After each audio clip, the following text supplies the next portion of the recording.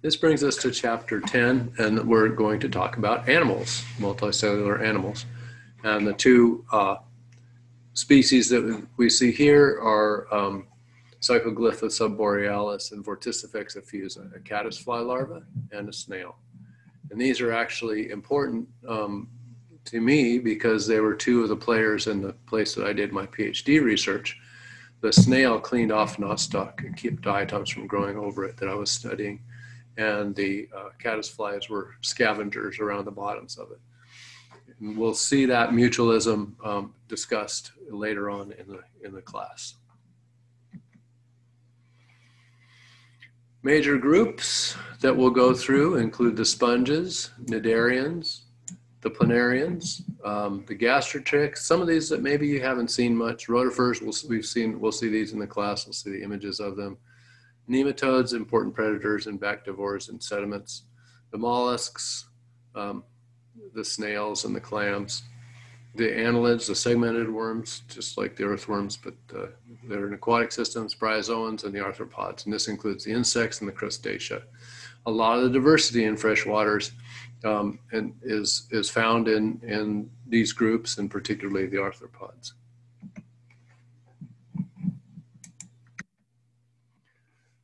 So the first panel has some examples of some cnidarians and some jellyfishes and sponges.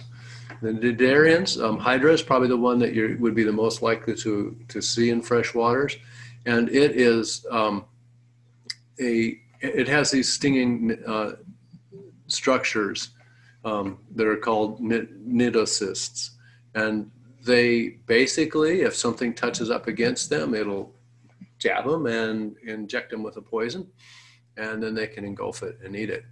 Or it could also protect them from being eaten as well.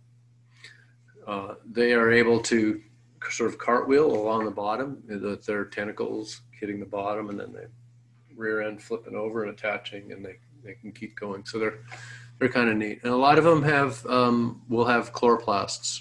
They'll actually have not chloroplasts, but actually a full algal cell inside of them. So an endosymbiont that they bring in and use for photosynthesis, and they bring in, eat bacteria and stuff and provide them nutrients. Not that different from the corals, but it happens in fresh waters. The jellyfish on the right is an invasive jellyfish in the United States, Craspida custa. And there's some sponges that you can find too. Occasionally these can get really large populations. And every once in a while I get a bucket or a jar full of this stuff, and somebody will say, "What's wrong with my pond or my lake? This stuff is growing all over it." Well, they actually grow. They need pretty clean water, so it's actually nothing's really wrong unless you don't like the way they look. But they are animals that are a group of animals that are filtering out the particulates out of the water column. And they're another organism that uses silicon, and so they have spicules that are part of the structure of their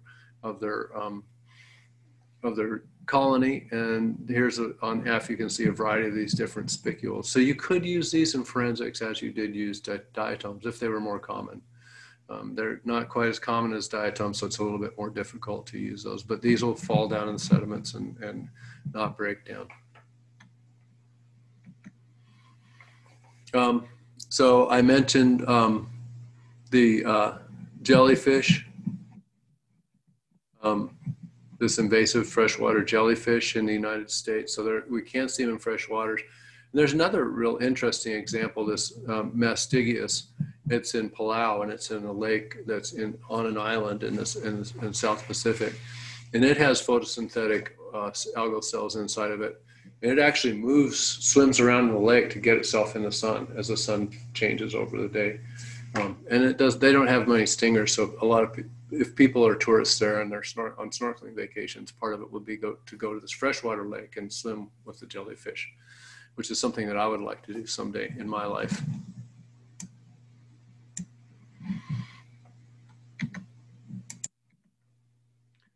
There's also bryozoans, and this is along the top part of that, and they have some representative structures that they're called statoblasts. They're these resting cells. And we can see these, sometimes they can grow pretty big colonies in fresh waters. Tardigrade or water bears are also simple freshwater organisms. These can withstand desiccation and are often found around mosses. And some people think they're the cutest invertebrate found in fresh waters because they kind of look like little bears that go around. They've sent these things up into space and let them get irradiated and dried and then brought them back and put water on them and they've just popped back to life. You can find them in Antarctica streams that only flow for part of the year when the glaciers melt a little bit and then freeze up and dry at other times. So they're pretty cool. There's also water mites are pretty common but not very heavily studied. And oops, here's a statoblast. So these are pretty good looking little structures. And if you see one in fresh waters, that this would, in the microscope, this would be what you'd see.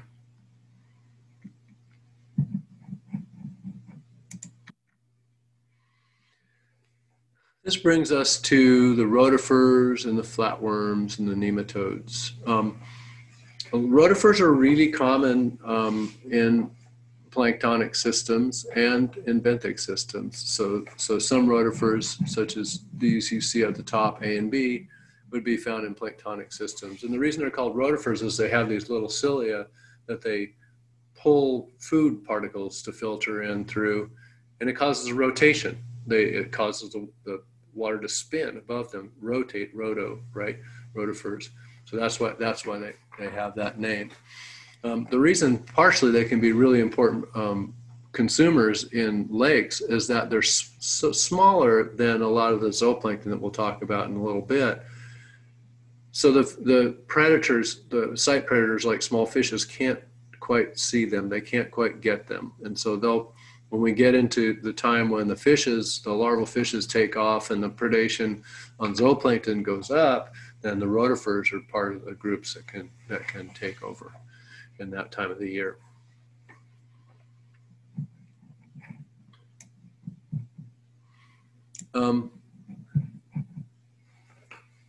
The other things that are on here, this line right down here is the gastrotrix. And these are pretty common in sediments. People don't study them very much. It's just a small sort of inconspicuous, but also very abundant and somewhat diverse group in fresh waters that probably hasn't gotten as much attention as it should. The planarians do get some attention because people use them in introductory biology classes sometimes. And this is the organism that you can like chop in half and then both halves will regenerate. And you'll say, I have two of them if you just chop them lengthwise here. And they've got these cute little eyes. There were a ton of them when we were out at Kings Creek, if you all remember that. They were really thick. I don't think I've seen so many there before. So they can be quite abundant. Nematodes are basically just little simple worms, and they're found in soils, but also in freshwater sediments. And again, they can be really important consumers of bacteria, as they are in both the soils and in the fresh waters. And they can really cycle a lot of nutrients and be an important part. Can all these get in your body and do bad things? A few of them can. A few nematodes are not good for you. But that does bring us to the horsehair worms, which are not parasites of humans, but they are parasites of insects, and that's in the lower right. They almost look like sticks, and the adults are not even, all they do is mate. They don't really even eat, and they're in fresh waters. But then they'll mate, and they'll crawl out and lay their eggs on grasses near the streams. And then herbivorous insects, grasshoppers, for example, will eat those eggs and ingest them and go off on their merry way. But then the eggs hatch inside, and the larvae grow up and can be most of the volume of the body of the grasshopper. And the last thing they do is they change the program of the grasshopper so it gets really thirsty and goes towards water. And when that grasshopper falls in the water, then the parasite bursts out of its body and reproduces, recapitulates that cycle. It's kind of like that movie Aliens, if you've ever seen that old sci-fi movie where the parasite bursts out of the body, but it's for real.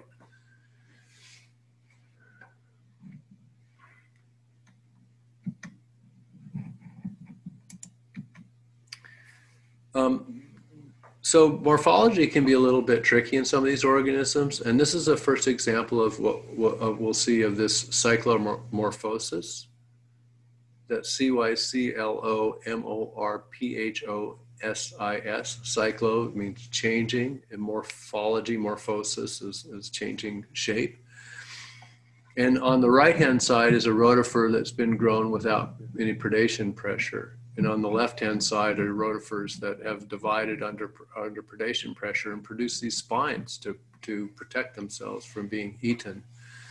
Oftentimes, they don't even have to be eaten directly. They can either sense the chemicals that come off of their predators, or they can sense the chemicals that are generated when other rotifers are crushed. And so then as they develop, they can develop into this new body form. And we'll see this with zooplankton. We'll see this kind of thing with fishes. And we already saw some of the algae that developed some protective structure. So it's a reoccurring theme in evolution of different body shapes related to predation pressure.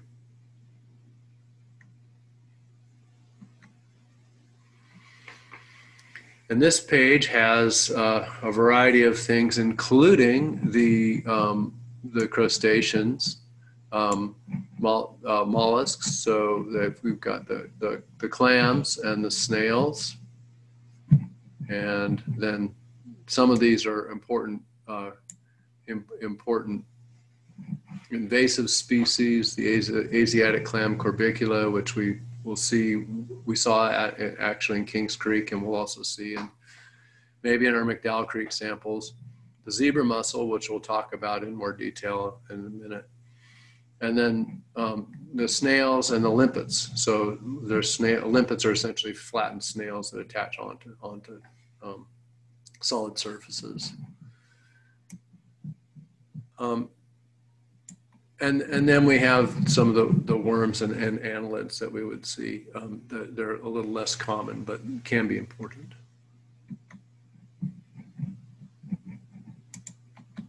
I want to talk about the zebra mussels because they're an important invader in the United States, and it's our first example of an invasive species that we'll discuss in detail.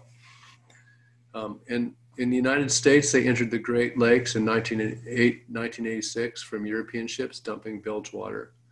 So ships that are traveling in the ocean need to be at the right depth, because hydrodynamically, if they're too light, they won't be as efficient as if they're down in the water where they need to be. If they're too heavy, that's not good either. But what they'll do if there's not enough cargo to make a ship heavy, they just pump water into bilge tanks, and then when they need to load other stuff in, they'll pump it out. What would happen here is that they were leaving from the ports in Europe, and they pumped water in, and then they got to the Great Lakes, all the way into the Great Lakes, and they pumped water out.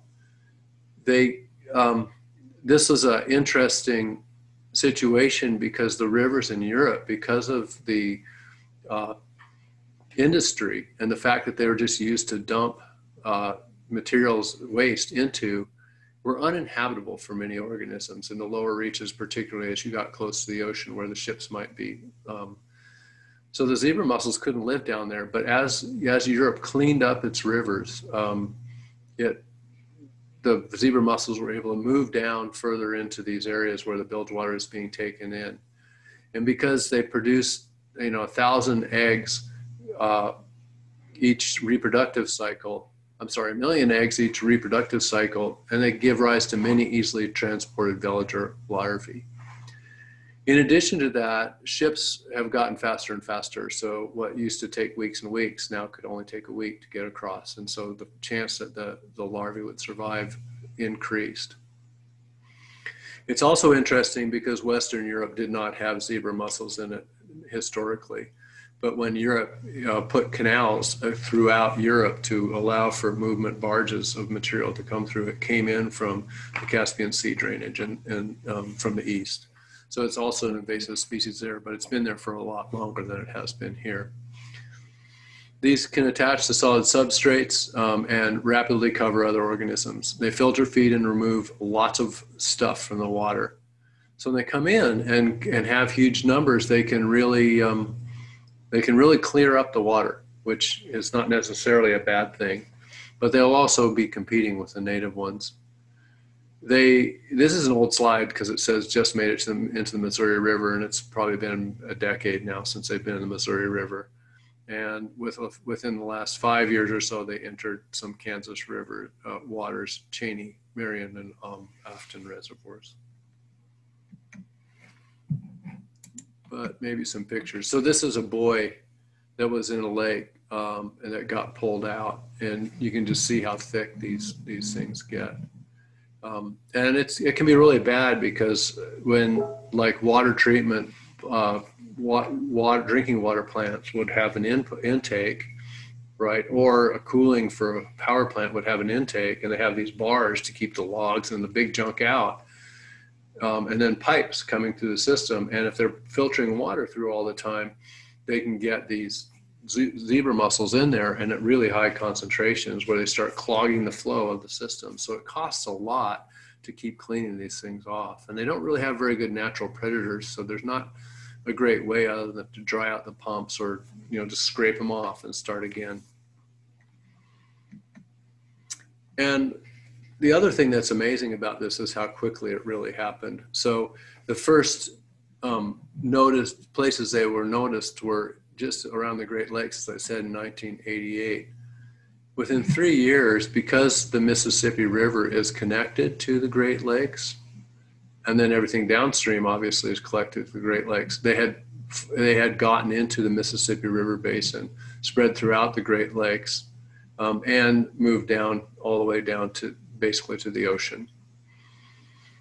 And within 7 years, you can see they're starting to move up the Ark River, all the way through the Missouri, through the major tributaries of the Missouri, the Ohio, up into Canada, and really expanded quickly.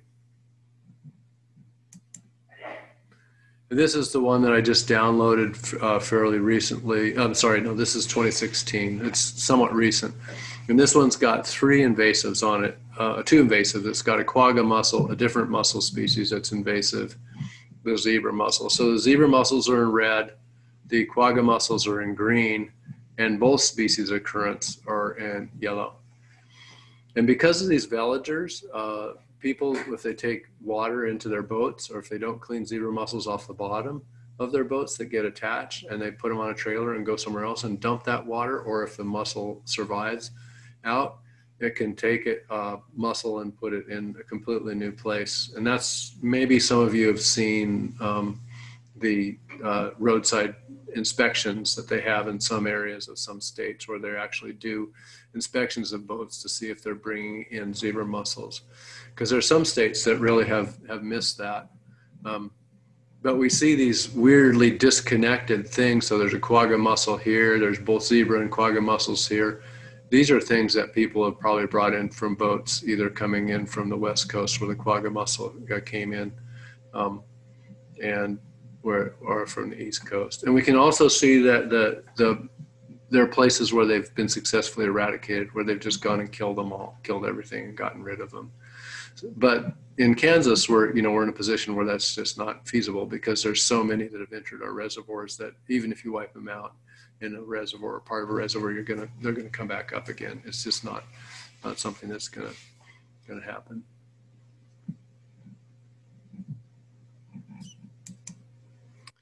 So this is the most recent one from August 2020 with the darker blue, the thing is the more heavily more heavily infested the area. So these little yellow dots are just found, you know, one record, but the big blue ones, they've found, you know, more than 20 time records of them in that area. And we can see how they've moved up the Ark River, how they moved up the Kansas River, how they're moving up the Missouri River. They will be all the way up into Montana eventually. Obviously, they can go that far north because they're that far north up here. And then then the question is, will they work their way across the Rocky Mountains and start infesting all these rivers? And they're trying to keep them out of, you know, Montana is a place that has these boat check areas. They're trying to keep them out, but it's probably a matter of time before they get most places. Abigail asks, do they have any significant natural predators? Not really. Nothing here is really adapted to being a predator on them. A few things can eat them, but they don't seem to knock them back. I'm not sure what their natural predator is in their natural habitat, what it is that can actually open up. There's some ducks and things that can pull them open, but just it's not enough pressure to really knock them back. And if they're down deep enough, then they're not going to get it. They're also looking at things like pathogens, and it's possible they came here and evaded their pathogens.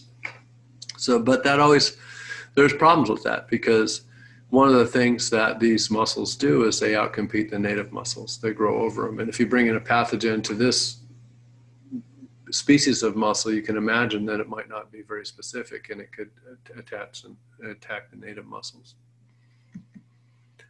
So, which brings us to native mussels, I think, yeah, so it brings us to native mussels.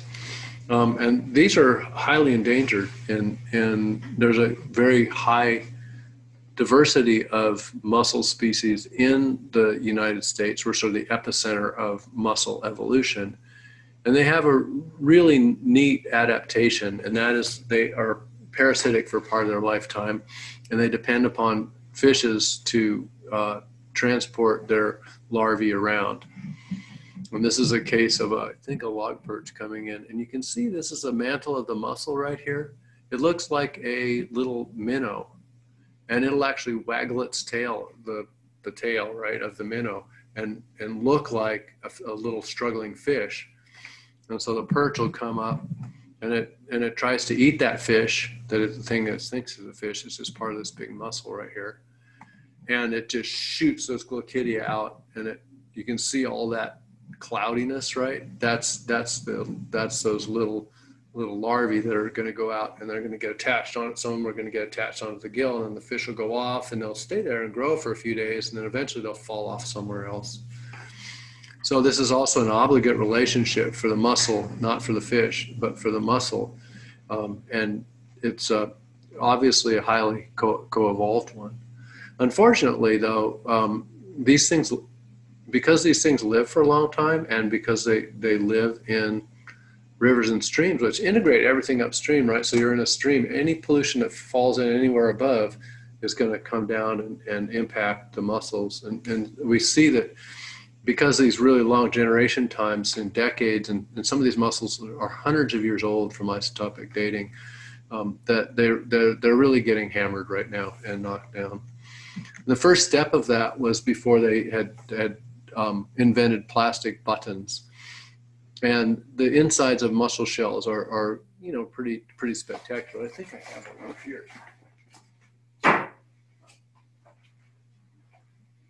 So I don't know if you can see this, but there's a nice shiny, kind of a light K-State purple on that, pinkish purple on there. And so that was an attractive thing to make buttons out of. And this is just a picture from a museum where they have the punches out. So they were harvesting massive numbers of mussels out of the rivers and streams for a while, and punching the buttons out and making them. There's almost no mussels being harvested now as well. There's also some indication that the mussels were harvested some by the Native Americans and used as food, because there's middens, and there's some indication they were used as part of the diet, but mostly they were probably used for ornamental uses by the Native Americans as well. probably 60% of the species are endangered right now. They're just really taking a hit. And then these zebra mussels make it worse because they'll come in and grow right over the top of them and take them out. And then we get these areas where we get a drought, and the drought's made worse by our overuse of water. And once they dry out, they're gone. And we can see historically places where they were there because their shells are left, and their shells sit on the bank for a long, long time. So we can see, oh yeah, these species were here historically, but they're not.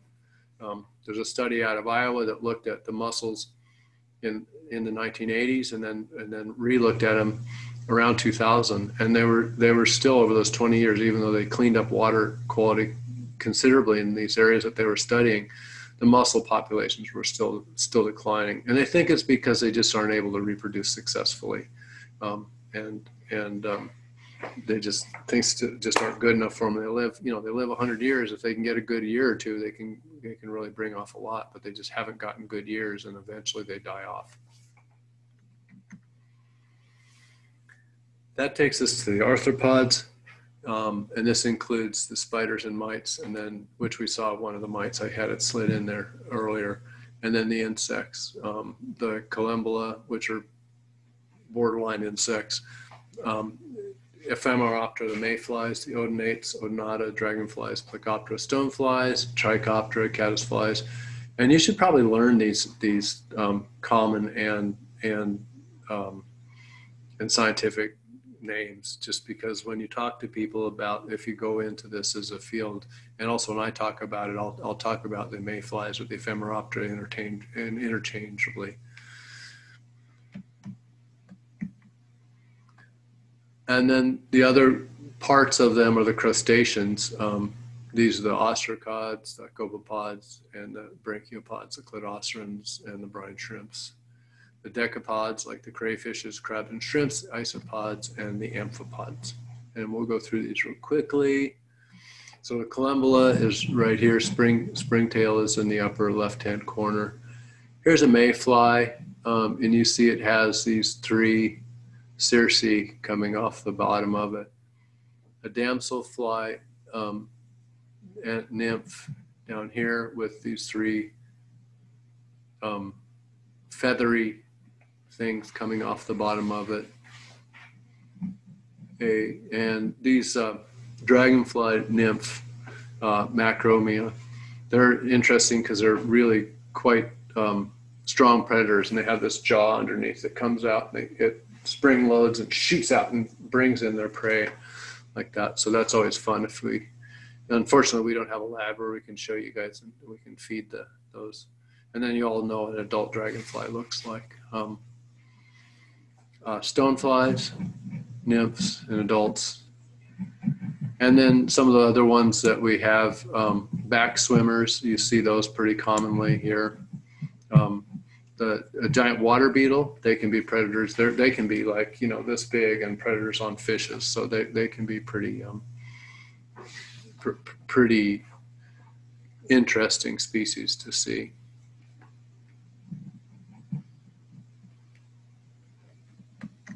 And we'll learn these more in the lab. So James is going to go through in our lab. We'll spend more time working on these. Whoops. So they can be pretty important at times. At least they can either be nuisances, or they can also be biting, biting adults.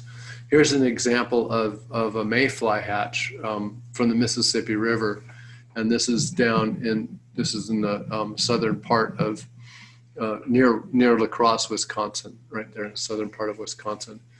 And the weather radar is showing this is not clouds. This is actually a bunch of mayflies. So they can completely cover, roads and make them slick, and just massive explosion of these. So I guess, I don't know if I have a question of the day here. I don't think I do. I'll make up a question of the day right now. Actually, let me stop this.